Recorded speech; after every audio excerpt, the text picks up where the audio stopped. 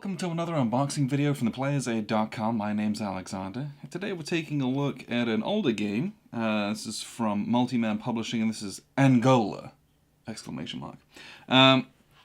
So this is one of those, more rare multiplayer war games. There's plenty of them, but the difference with this one is this is a 2v2 team game. I believe it can be played at different player counts, but the reality is when you max out the players, apparently it's extremely good. This comes on a lot of high recommendations from people, and we had the opportunity to pick it up. I say that because this game is not the newest game in the whole world. I believe this particular printing is from like 2012, but the game's been around a little bit longer than that. I think a lot longer than that, but I like a good decade or so, maybe more. But it's a game that comes with a lot of high praise, is what I will say, and we had the opportunity to pick it up. So Angola, and this is a 2v2 map, and this is a sealed copy. So what we're getting in here is what we're getting. What we'll do is we'll just peel the shrink, and then we'll crack it open and see what we get. Because I believe, and how true this is, and what that really means is a lot of people have said that this is the style of the game is similar to like a pre-coin. Now, mechanically, I don't know how similar these things are, but the concept of having a team working together with these irregular conflicts, at least the aspects of it, and so we'll kind of see what we get into. But again, this version is at least 9 years old. So we got a bag of D6s, and there's a number of those. So 3, 6, 8 D6s come in a little bag. And then we have a little sheet from, and it's IGS Angola, which stands for International Games Series.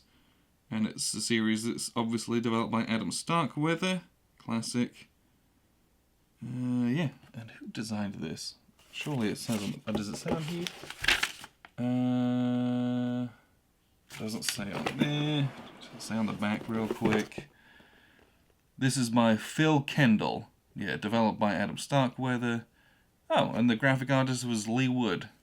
He's designed a number of games himself, including The Burning Blue and all the Wing Leader games. So that's a nice little tidbit too. So we got a couple decks of cards, and we'll kind of leaf through those here in a second. These are linen finished cards, which is quite nice too. Then we have the rules of play. I don't know if you can see this. I'm not sure if the camera's going to pick this up, but on there it has, I don't even know what you would call that. There is a finish on that paper that would have a texture, but it's not. It's just, that's a printed texture on the paper. So this is normal paper that just happens to look like that on the front cover. But full color rulebook, which we always appreciate, and especially compared to a lot of other games, that's a pretty decently sized font, which I appreciate. And there's a good chunk of rules. We've got some game notes at the back, but the reality is 20 pages of rules. 20 pages of rules, probably not terrible. And apparently, the game itself, what people, I don't know if it shows its age or what, but the game itself is apparently, the gameplay is what's extremely fun. We'll take a look at the map here in a second as well. So we've got a sheet of counters. This is quite a, again, one of the older ones. I feel like I'm bending this and they're going to kind of start falling out here. So only the one sheet of counters from what I can tell. And we have the FLNA troops, which look like they're the regular troops. The blue UN forces, and the MPLA are these little yellow forces, and FAPLA are these little red ones. And I believe this is a counterinsurgency style game, hence the kind of precursor. I don't know how much that's true, but this is a very early game in that style that I think from there inspired some of the ideas that went into Coin, is what I will say. How true that is, I'm not entirely sure, but this is the type of game that it is. So most of these are single-sided. It looks like the minefield and the mines are dual-sided, and a couple of these have some in names on the back. Hopefully that's for setup to make that real easy. And everything else in here... Oh, no, we do have another sheet of counters. Okay, it was buried at the bottom, I guess. There we go. Hey, it's all the other forces. So we have here the MPLA and the FAPLA. There you go. We have lots of acronyms today. And the UNITA. Yeah, and I believe you have the red and the yellow team and the blue and the green team, and you win together. I believe you have to both achieve, you know, I don't know if it's different things, but you're working together for a combined victory for a team, which is nice. Always like games that can sit lots of people, especially for like conventions and things like that. So, and this might be another aspect of it. So we have play aids for the different colors. I don't know if these are actually different. Just so we've got the red, you know, a red play aid, double-sided. This is card or extremely heavy paper. A green one, and these all look the same, but it looks like within like set recruitment, you have some individual rules.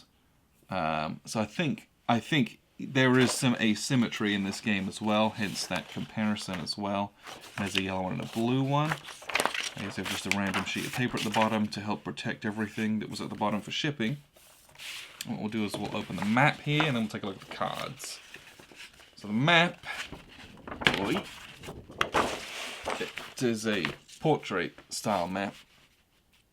And as you can, you know, again, if you compare this to something like Andean Abyss, you can see that there's similarities, right? This is a nation that's divided up into these regions. So you're moving from region to region, and the colors indicate the different terrains. So there's hills, jungles, savanna, but it's all at such a scale where it's fairly, you know, this whole area, you know, it's not the crunchy, crispy little terrains. We've got roads and cities and towns all over as well. And then one of the interesting parts here, and again, I haven't read the rules, I don't know quite how this works, but we have this little first player chart that's going to determine, I don't know if you roll a die, and it's who's going to be the first player next time, because there's 1, 2, 3, 4, 5, 6 numbers associated with this little chart. But again, I think turn order is something that might also be in flux as well, which we always like. Victory track down here, as well as a turn record track also. But that's basically what you got. It's a little air mission completed box as well. But that's the game. This is a heavy paper map, and as you can tell, this is the fully matte ones. This is just on paper. I actually really like that style, and I'll be honest. Sure, this game's, I just opened it from the shrink, but it's from 2012 was when this was printed. Sometimes these maps of this style are susceptible to having the creases be all white and kind of ruined. But even on this type of paper, with this type of printing, especially with these dark colors where it'd be very obvious, this map's held together extremely well considering. So I'm very, very happy with the quality of that map at least. So the last thing we've got here are these little decks of cards. So let's open these up. Is there an easy way to do it? Yes, there is. Watch me butcher it nonetheless. Alright, I think, let's see. So they all have the same back on them. It says Angola. And these are, maybe, I don't know if they're a little bit on the thin side, but they are linen finished on them. If we catch the light, you can see the texture on those. But each of these cards is associated or has, I don't know. I don't know the rules, but they have, they're dual-sided, it looks like. And it looks like a bunch of different types of cards. Maybe they activate different units or things like that. Not really sure how that one is going to go. And this is more of the same. We'll just open it up so we can see. We will read the rules. This is one that the reality is I want to play this with 4 people. So it's going to take a little bit for us to get this one to the table. But maybe we'll take this to a convention in 2022 and get a bunch of people together and get this one played. So big old deck of cards. I want to say that's probably close to 60, if not more. Let's see, does it say on the back of the box how many cards that is? 110. So a hell of a lot more than I was thinking. So yeah, how those drive the game or how they use, I'm not sure. But cards, area movement, irregular conflict, fluid turn order potentially, and then a little bit of asymmetry in the way that actions are executed. I think you have the similar actions, but different people recruit different ways, things like that. I think that's what people talk about when they compare it to something like the early coin games. Now, what we'll do is we'll play this, let you know how it is. But this is Angola from MMP. Check it out if you're interested. I don't know if this is available on their website. We got it second hand, but it had never been opened. So we're very grateful that we were able to get a copy of this. So appreciate you guys tuning in. I've been Alexander from theplayersaid.com.